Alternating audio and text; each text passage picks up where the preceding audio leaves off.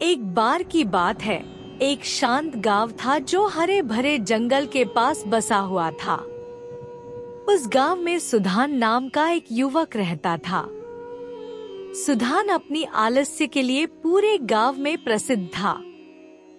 प्रत्येक सुबह जब गांव के लोग खेती, व्यापार और अपने घरों की देखभाल में व्यस्त होते, सुधान एक बड़े बरगद के पेड़ के नीचे आराम से लेटा रहता और दुनिया को निष्क्रिय आंखों से देखता रहता।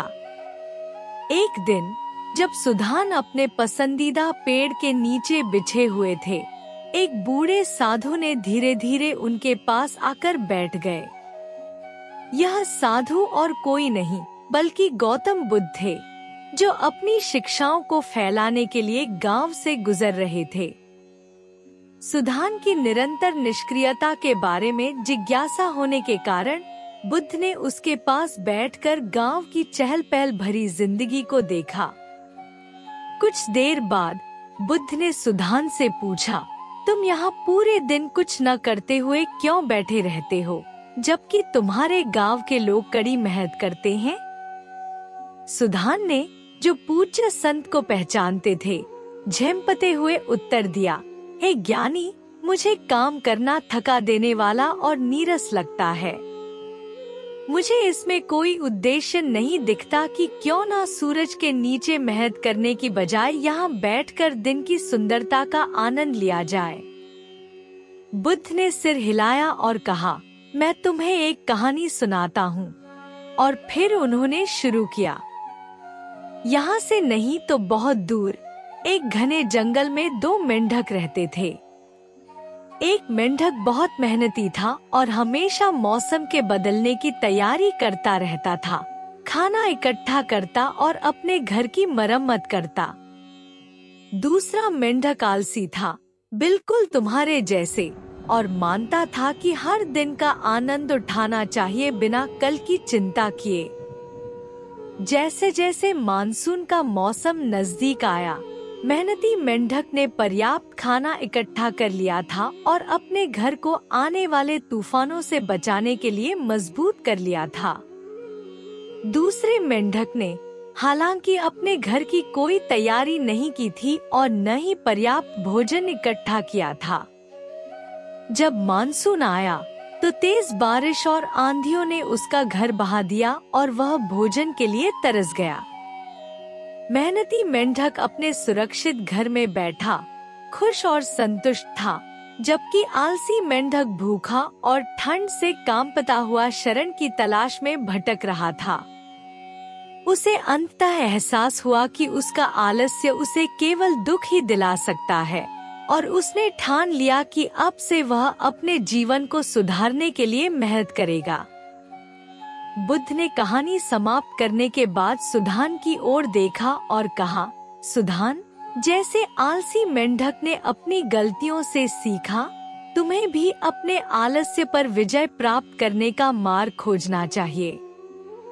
जीवन में संतुलन महत्वपूर्ण है, आनंद और कार्य दोनों का सम्मान करना।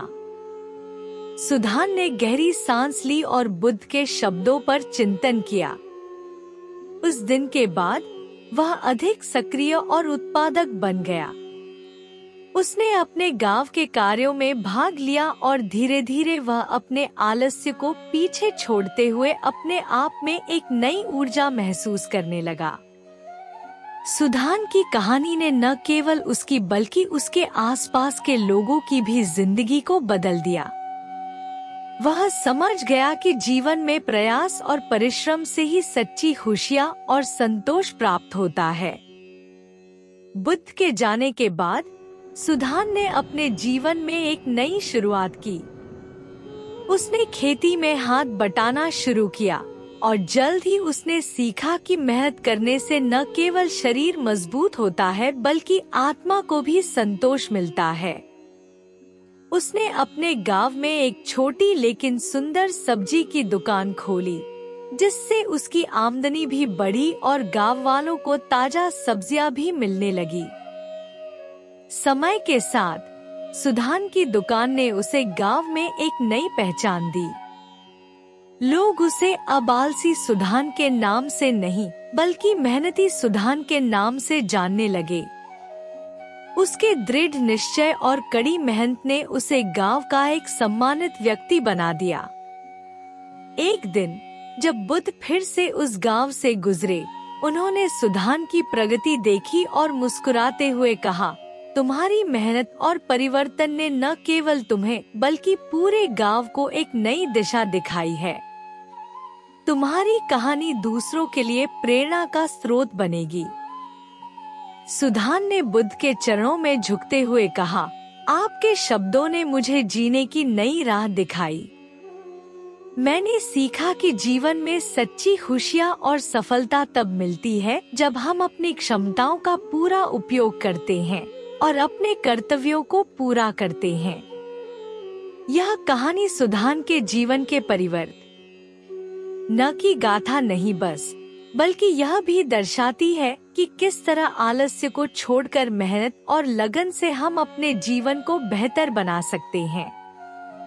यह उन सभी के लिए एक प्रेरणा है जो जीवन में कठिनाइयों का सामना कर रहे हैं। यह बताती है कि परिवर्तन संभव है और हमेशा हमारी पहुंच में है।